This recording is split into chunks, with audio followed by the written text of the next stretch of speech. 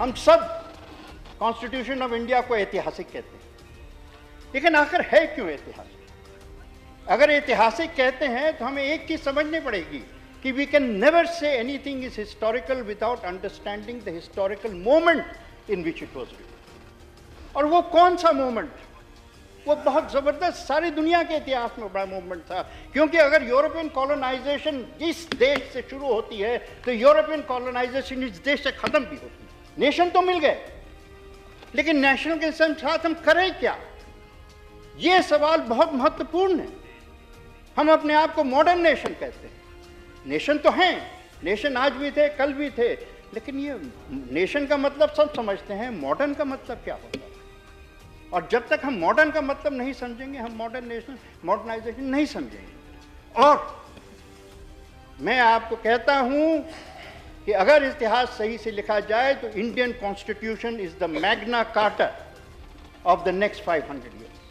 आप modern nation नहीं हो सकते हैं जब तक आपने अपने संविधान में फेथ इक्वालिटी का मतलब नहीं समझा है, उसको इंश्राइन नहीं किया। विवाद होता है यहाँ पर लफ्ज़ सेकुलरिज्म का। मैं इसके बारे में बात करना चाहता हूँ। सेकुलरिज्म हमारे कॉन्स्टिट्यूशन में शब्द है, लेकिन इसके मायने क्या है?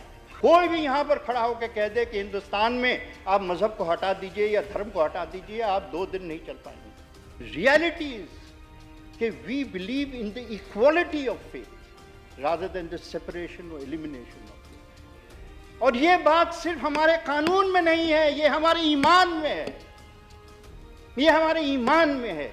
और इसीलिए गांधी जी हमारे सेकुलरिज्म को रामराज कहते थे। क्या गांधी जी कम्युनल हो गए थे जब उन्होंने रामराज का शब्द इस्तेमाल किया? क्यों उसने इस्तेमाल किया? क्योंकि एक उदाहरण दे रहे थे कि मतलब हजारों साल से इस जमीन पे सर्वधर्म संभाव है, हमें सर्वधर्म संभाव के लिए किसी और से सीखने की जरूरत नहीं, ये कह रहे थे। और आपको मैं कहता हूं, उससे बढ़ के कहता हूं, मेरा देश एक वाहिद देश है जहां पे ऑडिबल सेकुलरिज्म, यानी कि हर सुबह, आज से नहीं 1400 साल से, हर सुबह शुरू होती है बिलाल की आज़ान से, और उसके बाद हनुमान मंदिर की घंटी बजती है, उसके बाद गुरु का पाठ होता है, और उसके बाद अगर इतवार हो तो चर्च की घंटी बजती है। आप वॉशिंगटन में चले जाइए, लंदन में चले जाइए, आपको आज़ान नहीं सुनाई देगी, नहीं सुनाई देगी। मैंने जब अपने प्रधानमंत्री नरेंद्र मोदी जी के मुंह से सुना कि पॉवर्टी एलिविएशन का ज़माना ख़त्म हो गया है, पॉवर्टी एलिमिनेशन का ज़माना आ गया है, और यही मैं समझता हूँ कि इस बात पे तो हम सब एक हो जाए ना। बाकी तो 30 दिन रहेंगे हम, नोक होगी, झोंक होगी, आप कुछ कहेंगे, मैं कुछ कहूँगा, इस बात पे तो एक हो जाए कि पॉवर्टी एलिमिनेशन ही हमारी तकदीर है और कुछ नहीं है।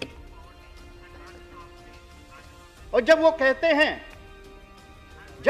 हैं हिंदू को तय कर लेना पड़ेगा कि मुसलमान से लड़ेगा या गरीबी से लड़ेगा, और मुसलमान को तय करना पड़ेगा कि वो हिंदू से लड़ेगा या गरीबी से लड़ेगा, तो इसके सिवा कहने को है क्या? डॉक्टर अंबेडकर, उनको 1950 में उनकी अपनी पार्टी थी डिप्रेस क्लासेस, उनको बॉम्बे का एक बहुत बड़ा जश्न हुआ, उनके नाम की ड्राफ्टिंग कमेटी का काम ख़त्म हो गया था।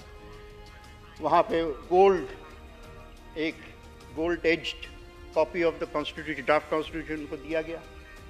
तो उन्होंने सिर्फ एक बात कही कि अपनी कम्युनिटी की बात तो ज़रूर कहो, लेकिन अब तुम्हारी कम्युनिटी से एक चीज़ बड़ी है, तुम्हारा देश। अगर इस बात को नहीं याद रखोगे तो your independence will be in jeopardy, your freedom will be in जेपटी।